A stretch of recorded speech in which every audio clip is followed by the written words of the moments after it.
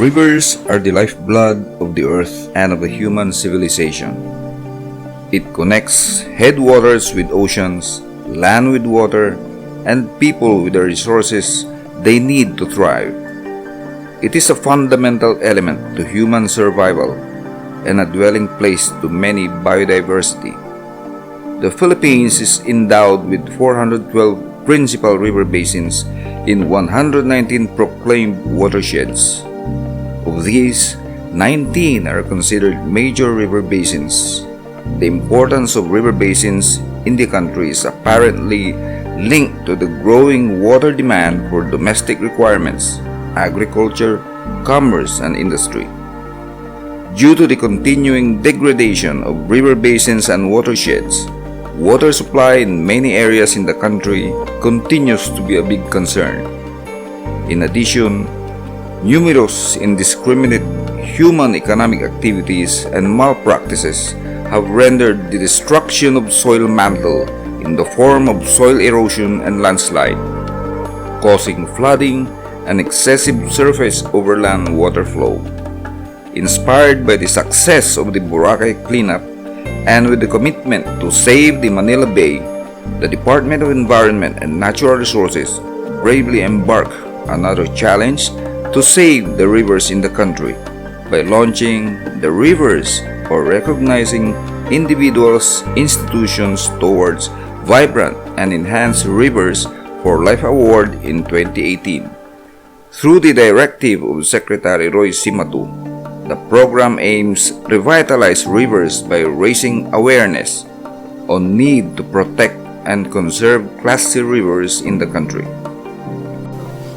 The DENR Ilocos Region responded to the call by launching the R.I.V.E.Rs for Life Award 2019 in January 2020.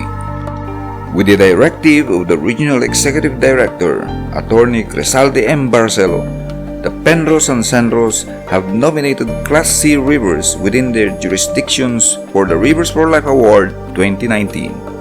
We shall be participating in the search for the rivers for life for 2019 no?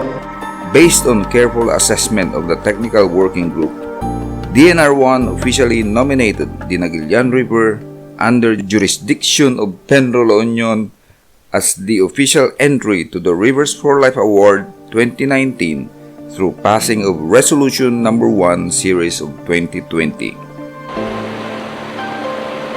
La Union is the province that thrives in the bounties of its river systems and waterways. Being a coastal province, it has become associated not only to its beautiful beaches but also to its breathtaking rivers and streams. Found in landlocked municipality of Naguilian, the Naguilian River System is a Class C river that was designated as Water Quality Monitoring Area or WACMA in January 26, 2016. The Naguilian River System covers a total area of 28,890 hectares and a total length of 65.9 kilometers. From the upstream portion in the municipality of Bagolin, it traverses in the municipality of Burgos and municipality of Naguilian down to its downstream portion in the municipality of Bawang and city of San Fernando. The bed of the river system has an average width of 118.7 meters, with the widest at 225.20 meters in Naguilian Bridge in the municipality of Naguilian. The narrowest is 24.70 meters in Barangay Pao Sur, San Fernando City. Its average depth is 0.45 meters. The deepest part measures 1.5 meters at Barangay Pao Sur in San Fernando City, and the shallowest portion is 0.0762 meters at Geset Bridge in the municipality of Naguilian. Covering 93 barangays with a total of population of 68,869 as per calendar year 2015 Philippine Statistics Authority census, Naguilian River is the major river that sustains the livelihood and necessities of the Naguilianons. Fishing communities nearby rely mostly on the river, while it also supplies water to most of agricultural land in the municipality, including the sugarcane plantations, which is a raw material for the famous product of Naguilian, the Basi wine.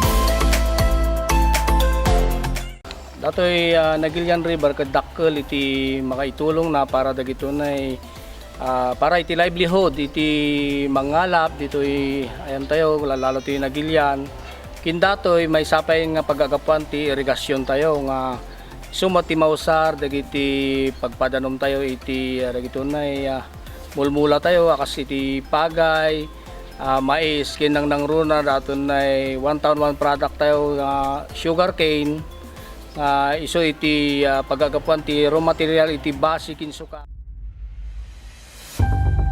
As with all agricultural industries, typhoons have also posed a serious problem. In 2009, Typhoon Pepeng caused widespread flooding in the town, destroying major sugarcane plantations and almost stopping Basi production.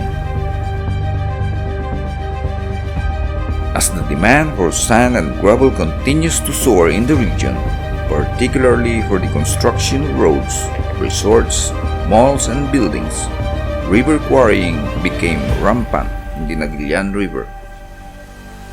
Because of the human activities in the river, the degradation of the Naguilian River became inevitable. Solid wastes were observed to be washed out in the river, especially during the rainy season. LGU Naguilian earnestly responded to the call of DENR Ilocos Region to institutionalize and strengthen the rehabilitation and restoration efforts for the Naguilian River.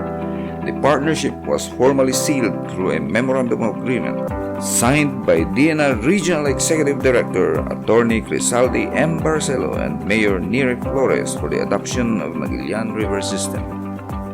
In partnership with various stakeholders, consultative action planning for the rehabilitation of the Naguilian River System was undertaken. The intervention activities were planned out to improve the aesthetic and water quality, solid waste management, partnership or community mobilization, and information and education campaign. The Naguilian River System has 11 monitoring sites identified by Environmental Management Bureau based on the biochemical oxygen demand monitoring data from July 2019 to September 2020. Results showed that all monitoring stations consistently showed compliance with the prescribed DENR water quality guidelines for Class C water bodies 7 mg per liter. On the other hand, dissolved oxygen level in all monitoring stations consistently meet the minimum DENR water quality guidelines for Class C water bodies of 5 mg per liter from July 2019 to September 2020. It is also remarkable to note that there is a 92% decrease of annual geometric mean fecal coliform level in the Naguilian River from 2014 to 2019. This may be attributed to the strict implementation of environmental policies and programs aimed towards the improvement of the water quality of the Naguilian River. Establishment of Quarry Lane was one of the solutions seen by DNR1 to not only improve the aesthetics of the river but also its water discharge flow. Red Barcelo called for unity of action of DNR1 and the commercial and industrial sand and gravel permittees along the Naguilian River through the signed Memorandum of Partnership Agreement to save Naguilian River. Permittees committed to operate only within their designated quarry lane and also dredge the parts of the river where flow of water is impeded. The ceremonial dredging held on March 11, 2020 marks the culmination of the rehabilitation activities.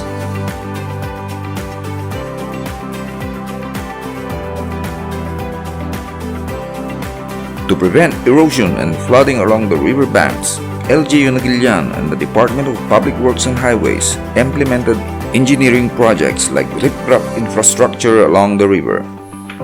Due to the strict implementation of the 10-year Municipal Solid Waste Management Plan and ordinances of the local government units of Naguilian, decreasing amount of litters in the rivers and its tributaries in the past 6 months was observed. LGU strictly enforced desegregation at source, requiring all households, business establishments, and public vehicles to have separate bins for biodegradable, non-biodegradable, and residual wastes. The LGU has also passed an ordinance called Bantay Kalikasan in all barangays, assigning 37 vigilant caretakers, one per barangay, to enforce provisions of municipal ordinances and other national and local laws and rules, more particularly on anti-littering and solid waste management.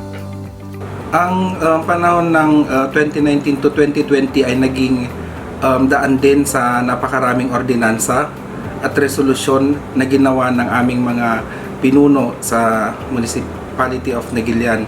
So nandirito po ang tamang pagsisegregate ng basura habang nasa bahay pa lamang ito, tamang pagdi-deliver ng mga basurang ito at pagta-transport sa kung saan dapat sila itapon, tamang paggamit ng MRF, at higit sa lahat ang pagsunod sa hindi lang sa 3 Rs kundi 4 Rs po ng solid waste management, reuse, reduce at recycle, at sinalay na rin po namin ang refuse the use of plastic and styrofoam dahil since 2011 po mayroon na pong total ban sa paggamit ng plastic at styrofoam sa aming munisipyo.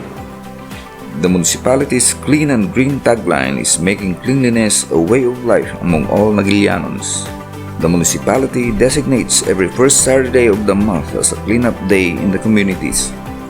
They regularly maintain the drainage systems to make them free-flowing and free from stagnant water and garbage. PENRO-La and other agencies also conducted cleanup drive in the river, making sure that no litter is left behind. Adding to the beautification and greeneries along the river, LGU Naguilian established agri-complex and school gardens through LGU DepEd partnership program called Project Arts. For accentuating recycling to transform schools, the municipal government provides financial assistance to all public elementary and secondary schools within Naguilian and conducts the search for the best Project Arts implementers. The activity also promotes greening of schools through the establishment of school plant nursery, herbery, and gulayan sa paaralan.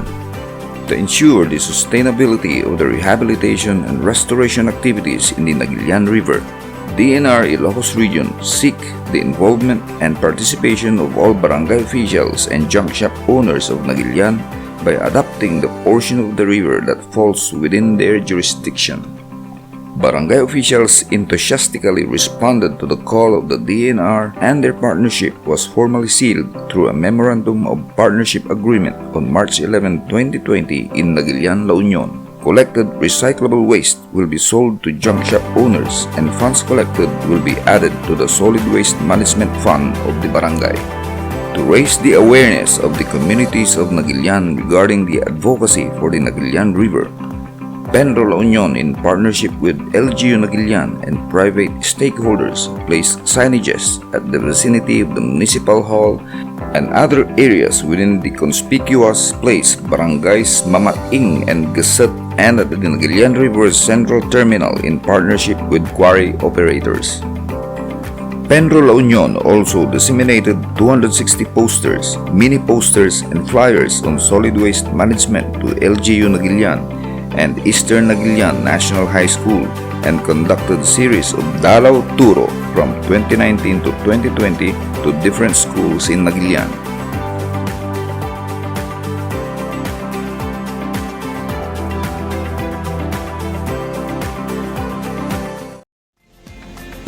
As the mother of this humble town, we are honored that the Naguilian River has once again been chosen as the entry of Region 1 in the search for rivers for life by the Department of Environment and Natural Resources. Despite the threats of the pandemic, we Naguilianons have constantly poured our collective efforts into maintaining the cleanliness of the Naguilian River as a series of cleanup drives and inspections were conducted, headed by the municipal Environment and Natural Resources Office at the barangays along Gilian River. Words are not enough to express how thankful I am to the various stakeholders who have contributed to this milestone, especially to DENR Regional Office 1 through the Regional Executive Director, Attorney Rizaldi Barcelo. We strongly believe that we can make a difference. The PENRO, MENRO, volunteers in the barangay residents, to name a few.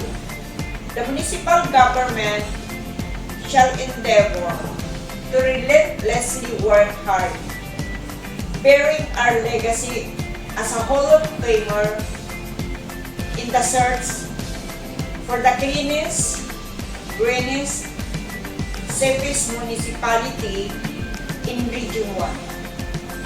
And two-time national finalist in the R.I.V.E.Rs for Life, all the protection and preservation of our very own Naguilian River. For this generation and the future generations of Naguilianons. Mabuhay ang DENR at mabuhay tayong lahat, Tatan Naguilian.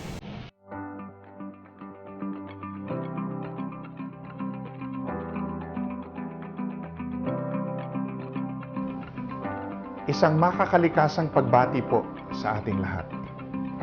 Here in La Union, we give utmost importance to raising environmental awareness and strengthening our efforts for environmental conservation, protection, rehabilitation, and management.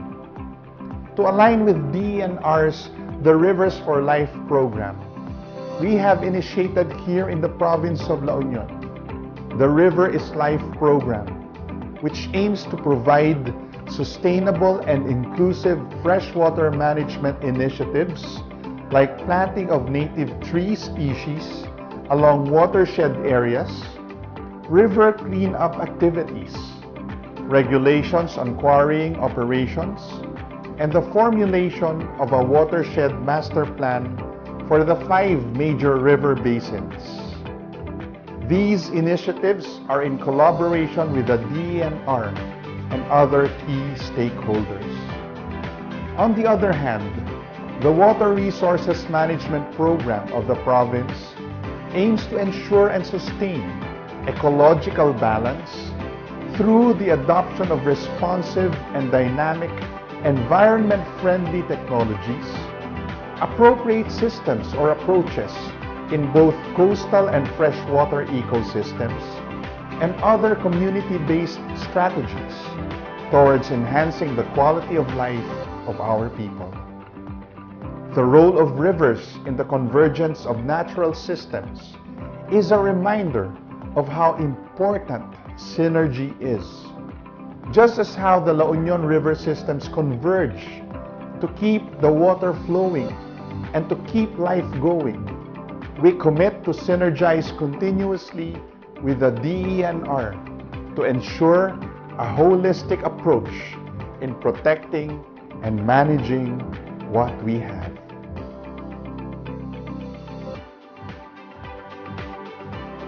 Nurturing river is nurturing life. Let us keep nurturing Naguilian River because river is life.